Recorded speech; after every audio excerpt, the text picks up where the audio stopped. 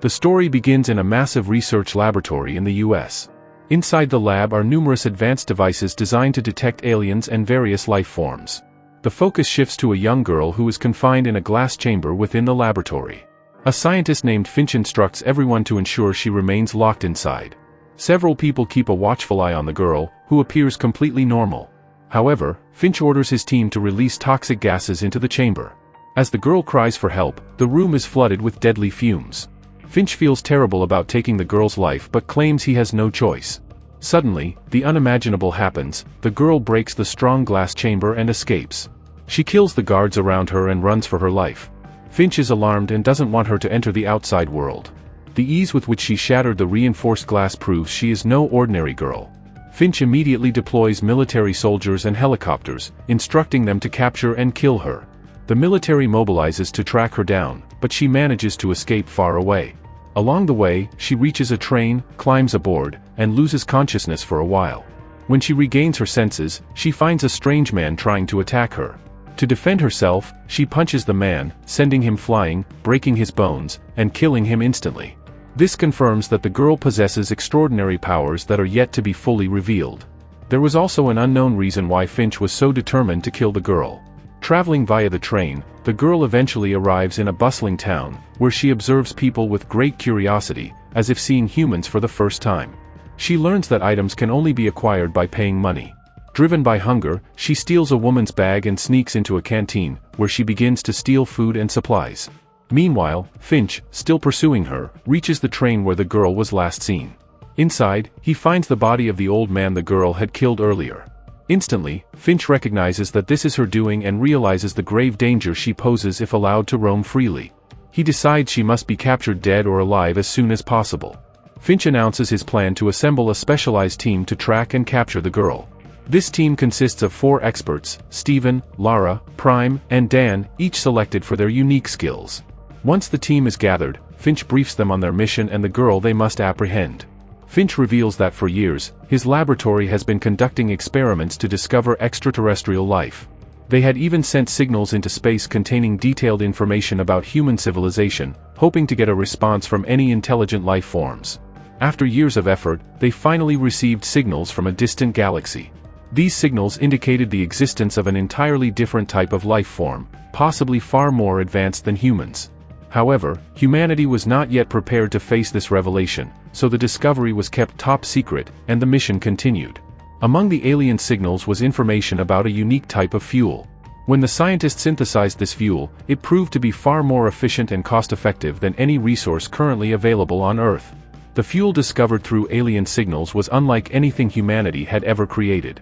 Researchers began to suspect that the alien civilization responding to them might be friendly and interested in collaboration. Soon, another signal arrived, detailing a method to combine human DNA with alien DNA to create a hybrid, an advanced being capable of accelerating human evolution. This groundbreaking idea led scientists to initiate a bold experiment. Using the alien instructions, they combined human and alien DNA, resulting in the creation of a being they named Syl, a young girl.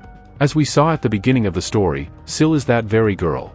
Over time, experiments on Syl revealed her extraordinary nature. Within just a few months, her physical development accelerated to that of a 15-year-old, far surpassing human growth rates. Finch grew increasingly alarmed by Syl's capabilities. Her advanced physiology and rapid development made her unpredictable and potentially dangerous. Fearing the worst, Finch ordered her termination. However, Syl managed to escape by breaking out of the laboratory's reinforced chamber, setting off the events leading to Finch assembling the specialized team to track her down. Finch warned the team that Syl must be stopped at all costs. If she learned to reproduce, she could create others like herself, posing an existential threat to humanity. While the team strategized their next move, the story returned to Syl, who was undergoing rapid mutations. Her body began producing tentacle-like appendages, and it seemed she was transforming into something entirely alien. Inside her hiding spot, Syl's transformation became increasingly unsettling. Strange sounds emerged as her body morphed and evolved into a cocoon-like state. A curious woman entered the compartment to investigate the noise, but Syl, now fully alien, attacked. She dragged the woman into her cocoon, brutally killing her. Moments later, Syl emerged from the cocoon, fully developed into an adult form. What had taken only a few days for her would have been impossible for any human. Sill's transformation into a formidable and advanced life form was complete, escalating the urgency of Finch's mission. After escaping the laboratory, Sill continued to evolve rapidly, now resembling a teenager in just a few days. She wore the clothes of the woman she had killed and began roaming the city freely, blending in with human society.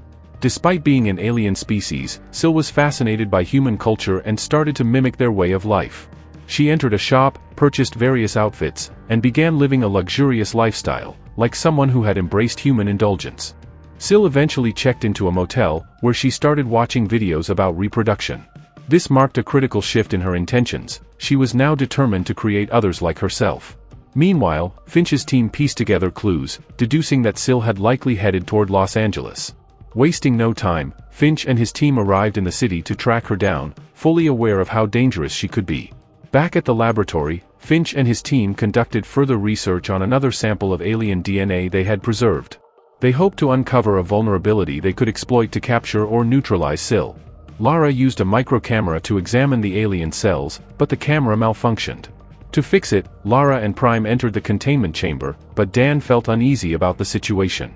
He warned Finch, suggesting they call Lara and Prime out immediately, suspecting something was wrong. As Lara and Prime worked to repair the camera, a small nut fell from Prime's hand, leaving the containment chamber improperly sealed. Once the camera was operational, they saw that the alien DNA inside had begun to multiply and grow rapidly. Within moments, it had evolved into a much larger, more dangerous organism capable of killing a human. Finch urgently ordered Lara and Prime to leave the chamber, but it was too late. The alien had grown enormous, breaking free from its containment. Its size and strength now posed a grave threat to everyone in the laboratory. This unexpected crisis not only endangered the team but also provided a chilling preview of what Sill might become if not stopped in time. Here, Finch thought of burning the entire chamber to destroy the rapidly evolving alien. However, it was crucial to get Lara and Prime out of the chamber first. But Finch, in his desperation, ignored this and moved forward to press the button to initiate the fire. Dan and his team, determined to save both Lara and Prime, stopped Finch and diverted him to another area. Steven then instructed Lara and Prime to quickly exit the chamber. As soon as they reached a safe location, Steven pressed the button, setting the entire chamber ablaze. The fire engulfed the evolving alien, burning it completely and killing it on the spot. A slight delay would have cost both Lara and Prime their lives. Meanwhile, Sill was shown roaming the city, looking for boys to mate with. She asked someone where she could find men, and the person directed her to a nightclub. Sill entered the nightclub, where many teenagers were dancing. She intended to choose one of them as her partner. As Sill approached a man, another woman came up and offered to get intimate with him. This infuriated Sill, and she decided to follow the woman, who headed toward the restroom. In the restroom, Sill used her large tentacles to kill the woman in a gruesome manner. She then wore the woman's clothes and approached the man, clearly expressing her intent to get intimate with him. The man, excited, left with her. However, another woman who discovered the dead body in the restroom called the police. The brutal nature of the murder made Finch and his team realize that this must be Sill's doing. Sill, on the other hand, had already left with the man on a long drive. During the drive, Sill observed how the man was driving the car, as it was her first time seeing one. Eventually, the man brought Sill to his home and tried to get closer to her. However, for some unknown reason, Sill refused to get intimate with him. The reason behind her decision remained unclear. We will find out the reason soon enough. The man, enraged by Sill's refusal, attempted to force himself on her. As he leaned in to kiss her, Sill used her large tentacles to attack his head, killing him instantly. The poor man lost his life over a kiss. Meanwhile, Finch and his entire team gathered all the information from the nightclub and tracked down the man's house where Sill had gone. Upon arriving, they found the man's dead body, which was obviously Sill's doing. This left the researchers shocked, realizing how dangerously lethal Sill had become. Moreover, her growth in such a short span of time was astounding. Lara and Prime began to speculate, stating that anyone who crossed Sill's path would likely be killed. Finch was struggling to understand what Sill's ultimate goal might be. That's when Lara explained that Sill had matured and now wanted to reproduce to create more beings like herself. This made her a severe threat to humanity. Initially, the team assumed that Sill must have mated with the man before killing him. However, Prime, upon examining the man's pants, revealed that Sill hadn't been intimate with him. This was puzzling since Sill was actively searching for a male, and this man fit the profile. Lara then hypothesized that Sill might have rejected the man because of a medical issue. Upon searching the house, Lara found insulin bottles, indicating the man had diabetes. Sil likely sensed this condition and deemed him unsuitable for reproduction, ultimately killing him instead.